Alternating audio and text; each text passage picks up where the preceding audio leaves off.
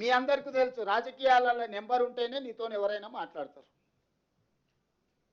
ఈ జేబులో డబ్బులు ఉంటేనే ఎవరైనా నీతో సంబంధాలు చేస్తారు. రాజకీయంగా నెంబర్ లేనప్పుడు నీతో మాట్లాడేవాడే ఉండడు. Bargainings are among equals.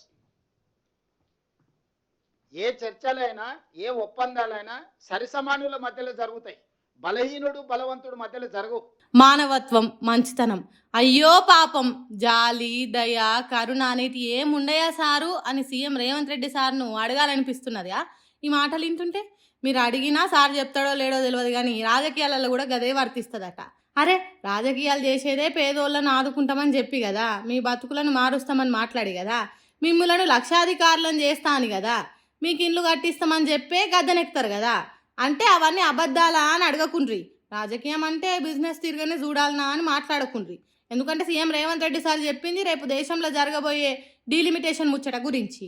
Delimitation అంటే ఎన్నో ఏళ్ల కింద ఎంపీ సీట్లు జనాభా ప్రకారం పెంచిండ్రు. ఇప్పుడు కూడా అదే జనాభా ప్రకారం పెంచితే ఉత్తర భారతదేశంలో ఎంపీలు ఎక్కువ అవుతారు, దక్షిణ భారతదేశంలో తక్కువ అవుతారు. వాళ్ళ పెత్తనం పెరుగుతుంది, దక్షిణ భారతదేశం ఉత్తదే అవుతుంది. ఒకవేళ ఇప్పుడు ఉన్న సీట్లని 50% పెంచినా మనకే నష్టం జరుగుతుంది. కాబట్టి ఉత్తర దక్షిణ అని తేడా లేకుండా ఒకళ్ళు కిందికి ఇంకొకరు మీదికి కాకుంటుంటేనే మన మాట చెల్లుతుంది. లేకుంటే మనం దేశంలో ఉన్నా లేనట్టే, రెండో తరగతి మనుషుల తిరగనే మిగిలిపోతాం అన్నట్టు చెప్పుకుంటా పైసల ముచ్చట చెప్పిండు రేవంత్ రెడ్డి సారు. అంతేగాని ఏ వ్యవహారం జరిగినా పైసలతోనే జరుగుతుంది అనేది చెప్పుడు సీఎం రేవంత్ రెడ్డి సార్ ఉద్దేశం కాదు. కానీ కొందరు గిట్టనోళ్ళు సీఎం తెలంగాణ భూముల అమ్మకాలు, ఢిల్లీకి ఇప్పటికీ 60 సార్లు తిరిగి వచ్చుడు, సర్కార్ను నడిపే పద్ధతి చూసి చాలా మంది చూడండి రేవంత్ రెడ్డి సార్ కడుపులున్న ముచ్చట ఎంత ఖచ్చితంగా చెప్పిండు అని ట్రోలింగ్ చేస్తున్నారు. సరే, ఎవరేమన్నా డీలిమిటేషన్ పేరుతోని దక్షిణ రాష్ట్రాలకు నష్టం జరిగితే మాత్రం ఊకోవద్దు, గట్టిగా కొట్లాడాలి.